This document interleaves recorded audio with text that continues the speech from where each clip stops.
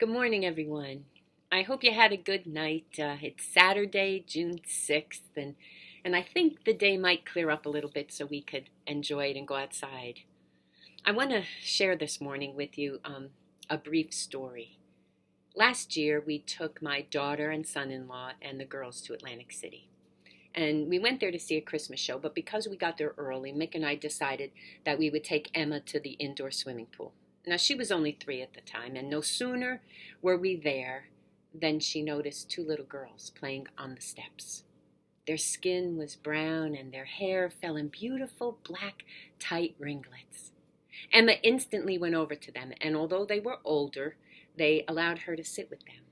And Mick and I watched as she inched closer and closer until she could touch them, especially that beautiful hair. And the girls were so gentle and kind with her. And later, when we went back to the room and her mom asked if she had fun swimming, she said, "Oh, yes, and I played with my friends." And when Katie asked her who they were, she said, "Oh, they were 2 girls that were so beautiful, and they played with me. They're my friends." And in that brief afternoon at the pool, I learned a beautiful lesson in love and acceptance from a 3-year-old. See, the idea isn't that we get to a point where we don't see color, because our diversity is beautiful. It's how God made us. Rather, it's that the color of our skin doesn't matter. We don't see it as an identifier. Instead of that black girl or that white boy, we see that girl and that boy. We see a beautiful friend at the pool. I think that's what Martin Luther King meant when he said it wasn't the color of our skin, but the content of our character that mattered, the thing that we'll be judged by. And right now, our country is going through so much. We are hurting, broken, divided, and tempers are raging all over the place. And I can't help but believe that God is watching us to see how we will respond. Can we take this moment in time we've been given and work to create something better out of it? In fact, can we reach a place where we just love? I think we can. The thing is, Scripture commands us to love others and to do it the way Christ did. And if I follow Christ, then I want to do what Christ says. See, Jesus Christ is our model for living. And God never commands us without perfectly equipping us. So if we are to walk in love as Christ loved us, we must believe God will fill us up with the ability to love as Jesus loved. Look, the coronavirus most likely will continue to disrupt our lives for a while. It's killed over 100,000 people in about 3 months. Our economy is collapsing, and more than 40 million Americans are unemployed. And as we sit here, we are experiencing a moment of social justice awareness beyond anything we have ever seen before. And everyone has an opinion. Me too. And one of them is that not every cop is bad. My husband was one. In fact, he was a lieutenant for the Division of Criminal Justice, working in some of the worst places. Yet never would he consider doing any of the things we've seen officers do. He's just as appalled as the rest of us by what he sees.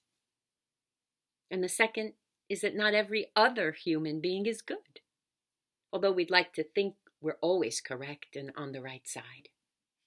See, the thing is, we live in a fallen world, all of us, a sinful world, a world where we have been influenced and trained and convinced of things that sometimes are skewed, one-sided, twisted, plain wrong.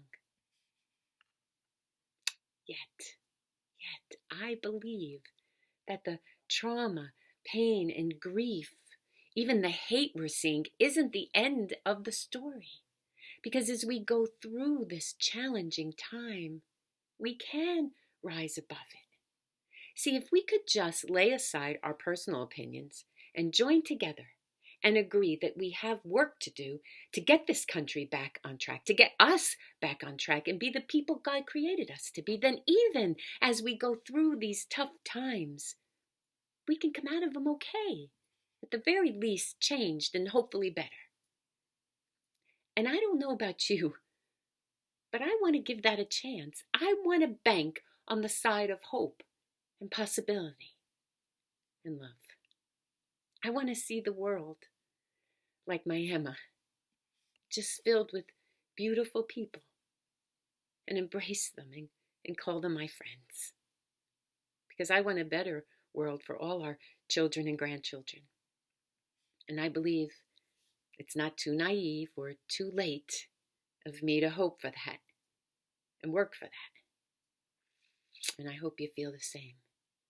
Because we've never needed each other more than we do right now.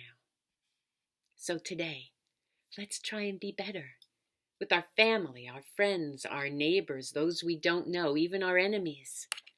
Let's try and understand better too, and let's listen more intently to the voices of others, not just our own voice telling the world what's right and what's wrong. And let's work on love. It might take work, but God will equip us. He promised that. And I believe we can do it. So keep washing your hands, wearing your mask, keep staying safe and staying home. And please look for blessings all over the place, because even in the midst of all that seems so bad, trust me, blessings can still be found. They were found at an indoor swimming pool in a casino in Atlantic City by a 3-year-old. I love you, and I hope you have a good day. Until I see you again, peace.